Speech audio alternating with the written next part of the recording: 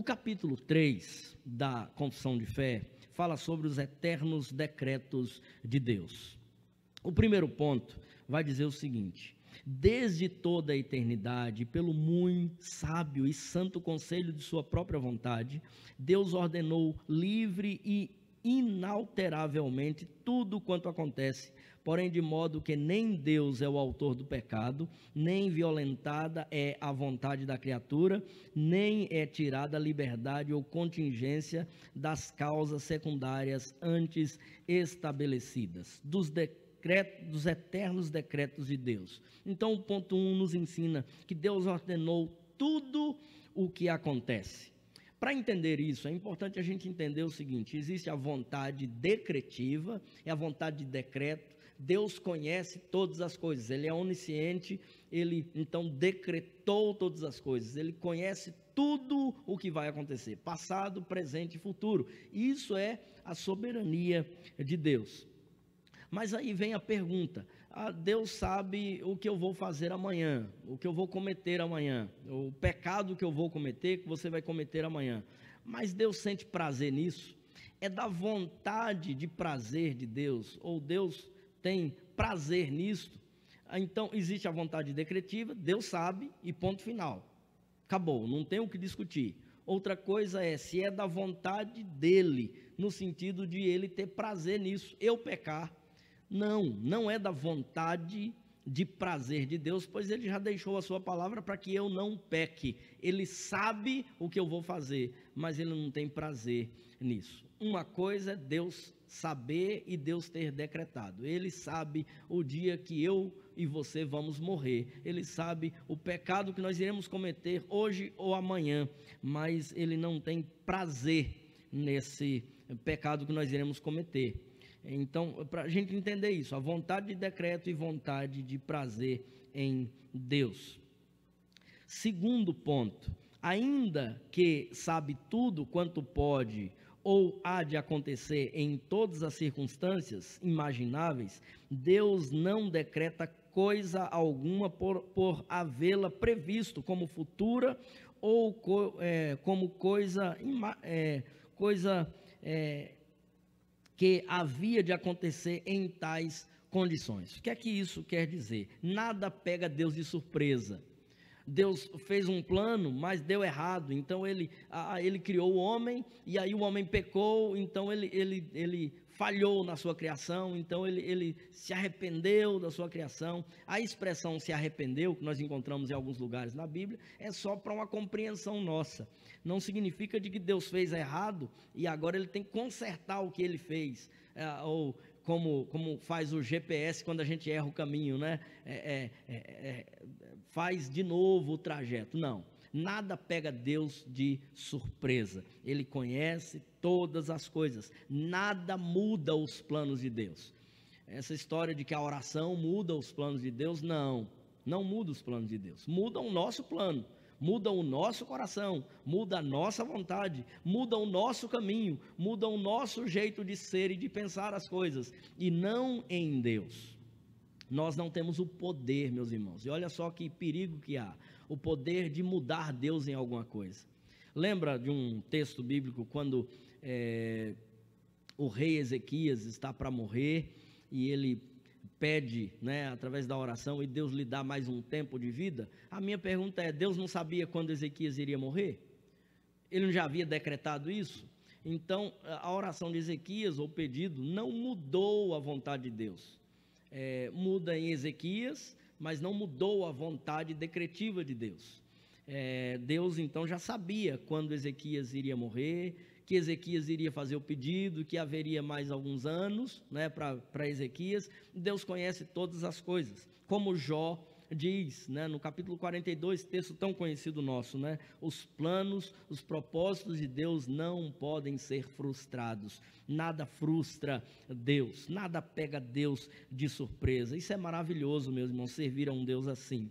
Terceiro ponto: pelo decreto de Deus e pela manifestação de sua glória, Alguns homens e alguns anjos são predestinados para a vida eterna e outros preordenados para a morte eterna. A Bíblia é clara nisso, quando mostra de que Deus já escolheu. Como ele escolheu Esaú e Jacó antes da fundação do mundo, é ensinado lá em Romanos, capítulos 9, 10.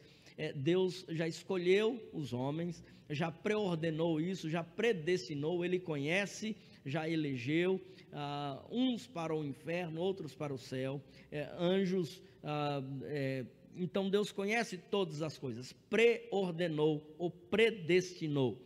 Você pode não entender esse assunto, pode não aceitar esse assunto, mas você deve ter a clareza de que a Bíblia trata sobre isso e fala sobre isso, e isso faz parte da soberania de Deus. Nós não podemos perguntar a Deus ou questionar a Deus porque Ele fez assim ou porque Ele fez assado.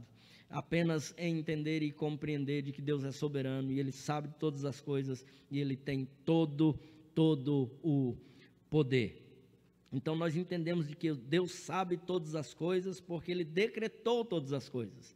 E Ele decretou todas as coisas porque Ele sabe de todas as coisas. Ele é soberano, Ele é soberano. Então Ele sabe quem vai para o céu, Ele sabe quem vai para o inferno, porque Ele decretou todas as coisas. Quando a gente pensa assim, a gente vai dizer, mas Deus é injusto.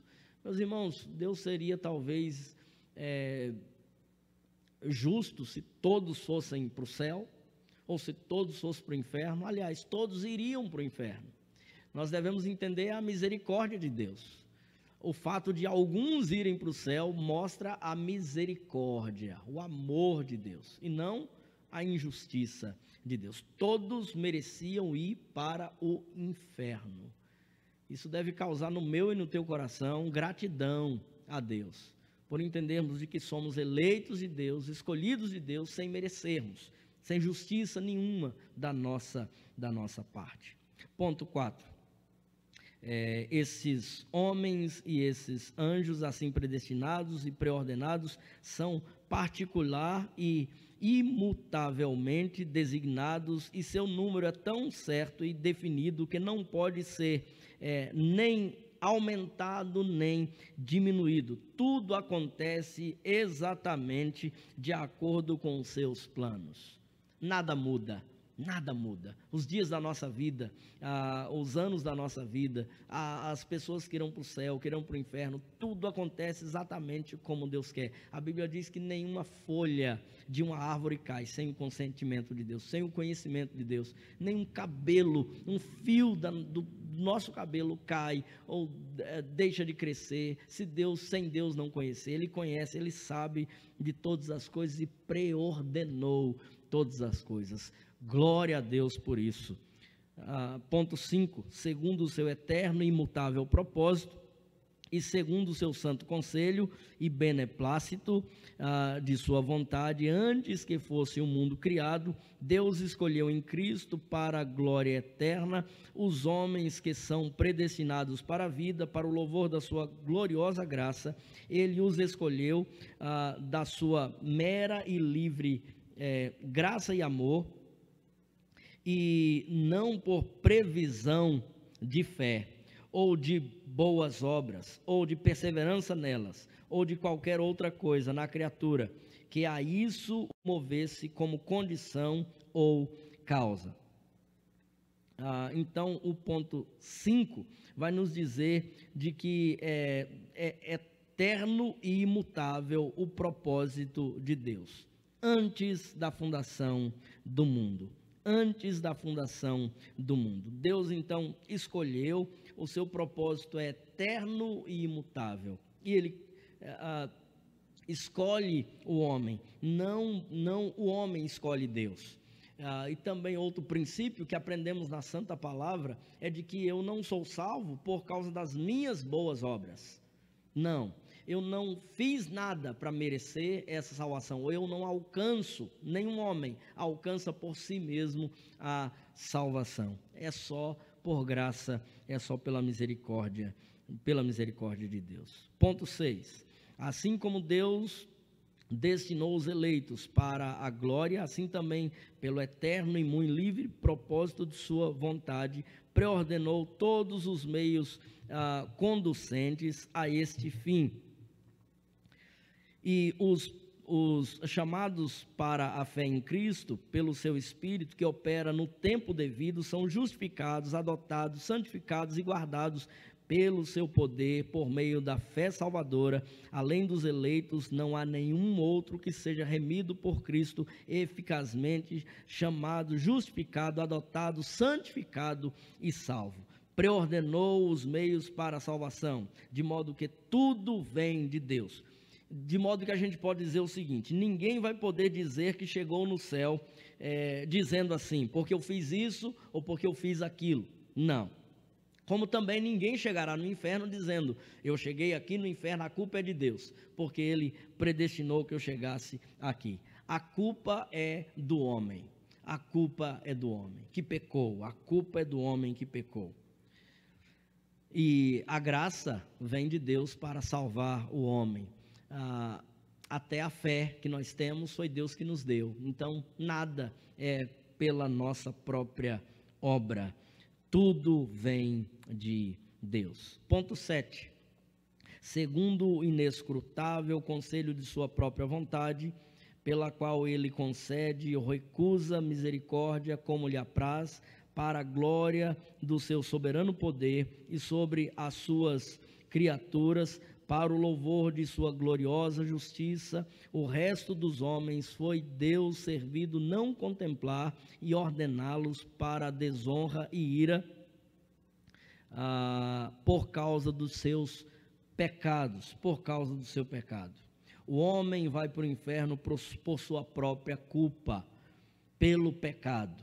O homem vai para o inferno porque ele escolheu, porque ele, por sua própria natureza pecaminosa, então vai para o inferno. Todos estavam destinados ao inferno. É pela graça e pela misericórdia de Deus que ele então resolveu, segundo a sua boa vontade, segundo a sua bondade, segundo a sua misericórdia e a sua graça, escolher alguns. Ponto 8 e último de hoje. A doutrina deste alto mistério de predestinação deve ser tratada com especial prudência e cuidado, a fim de que os homens, atendendo à vontade de Deus, revelada em sua palavra e prestado obediência a ela, possam, pela evidência de sua vocação eficaz, certificar-se de sua eterna eleição. Assim, a todos os que sinceramente obedecem ao Evangelho, esta doutrina traz motivo de louvor, reverência e admiração para com Deus, bem como de humildade, diligência e abundante consolação. Meus irmãos, nós terminamos então entendendo de que pensar sobre a soberania de Deus, sobre um Deus que decretou todas as coisas, um Deus que agiu poderosamente, esses eternos decretos de Deus deve causar em nosso coração admiração a Deus, deve causar em nosso coração obediência, deve causar em nosso coração gratidão a Deus, louvor a Deus, o Deus soberano que não depende de nós, que não precisa de nós, que está acima de nós e não precisa das criaturas. Se ele tivesse resolvido não salvar ninguém, ele continuaria sendo Deus e não dependeria de nós. Mas por sua graça e misericórdia nos escolheu. Deve causar em nosso coração obediência e gratidão. Obediência e gratidão. Quem é salvo testifica isto, que é salvo por meio das boas obras, e não o contrário. A salvação, então, gera as boas obras, e não ao contrário disso, né? As boas obras geram a salvação ou causam a salvação. Então, nós devemos entender de que somos salvos, e aqueles que são salvos são aqueles que vivem as boas obras pelas quais Deus criou para que vivêssemos nelas. Que Deus te abençoe, que Deus me abençoe, que a sua palavra seja clara ao nosso coração, e eu quero desafiá-lo. Se alguém tem alguma dúvida, coloque aí no chat, coloque a sua dúvida, coloque a sua aquilo que você não entendeu, no chat do nosso acompanhamento, nós faremos questão de te responder através de um outro vídeo, através de um texto escrito. Faremos questão de te responder pessoalmente, porque é importante entendermos esse assunto que é tão importante para a nossa vida e para o entendimento das Sagradas Escrituras. Que Deus então nos abençoe, que nos ilumine e que nos dê graça da parte dele, no nome e para a glória de Jesus, nosso Senhor. Amém.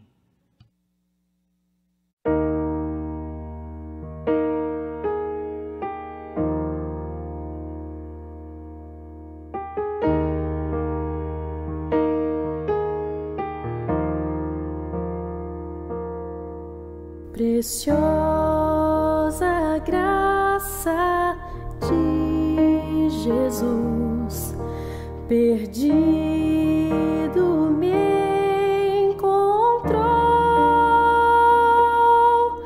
tão cego andava, nele vi a luz da morte, me salvou.